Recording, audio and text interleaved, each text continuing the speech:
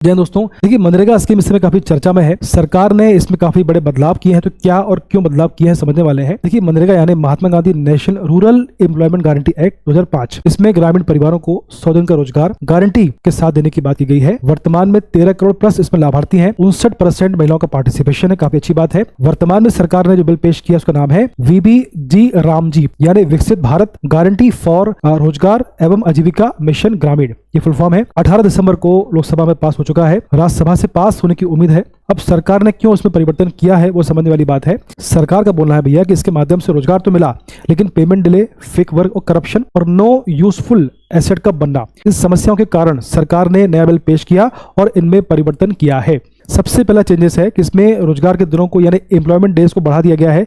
पहले 100 थे, अब 125 किया गया है। हालांकि कृषि वाले महीनों में ये इसकी बंद रहेगी ताकि खेती पर इसका नेगेटिव असर ना पड़े, मजदूर टाइमली अवेलेबल हो जाए। बाकी दिनों में ये स्कीम काम करेगी, इसका लाभ मिलता रहेगा। सेकंड है फंडिंग पैटर्न। पहले केंद्र लगभग पूरा खर्चा करता था, पूरा फंडिंग करता था। अब 60-40 के रेशियो को फॉलो किया जाएगा। 60 सेंटर और 40 स्टेट फंडिंग करेगा, जिससे रिस्पॉन्सिबिलिटी बढ़ेगी और अकाउंटेबिलिटी बढ़ने वाली है, ताकि मिसयूज कम होगा और करप्शन भी कम होगा। तीसरा है डिमांड ड्रिवन के स्थान पर डाटा ड्रिवन के कॉन्सेप्ट को फॉलो किया जाएगा। यानी पहले जितना मांगो वाला कॉन्सेप्ट था, अब डाटा के आधार पर एलोकेशन किया जाएगा। यानी किसी ग्राम पंचायत में 200 मजदूर काम कर रहे हैं, किसी में 800 काम कर रहे हैं, तो इसके आधार पर फंड का और काम का एलोकेशन होगा, ना कि एरिया वाइज या डिमांड वाइज। चौथा है कि अब काम सिर्फ 4 क्षेत्रों में हो पाएगा। पहला है वाटर सिक्योरिटी, यानी रोजगार के साथ साथ पीने का पानी, सिंचाई, सूखा, बाढ़ जैसी बड़ी समस्याओं का स्थायी सॉल्यूशन निकल पाएगा। सेकंड है रूरल इंफ्रास्ट्रक्चर। थर्ड है इंडिविजुअल एसेट। फोर्थ है स्किल लिंक्ड वर्क, यानी स्किल पर फोकस किया जाएगा। कुल मिलाकर लॉन्ग टर्म डेवलपमेंट की बात यहाँ पर हो रही है, जो कि अच्छी बात है। पांचवा है पेमेंट सिस्टम में बदलाव किया गया है, सुधार किया गया है। अब वीकली पेमेंट होगा, आधार लिंक्ड DBT के माध्यम से पेमेंट होगा, ताकि पेमेंट सीधे आपके अकाउंट में आए। इसमें मध्यस्थ की भूमिका समाप्त हो जाए और इसके लिए रियल टाइम एप्लीकेशन ट्रैकिंग का यूज होगा, ताकि ट्रांसपेरेंसी बढ़े और करप्शन कम हो और सही व्यक्ति को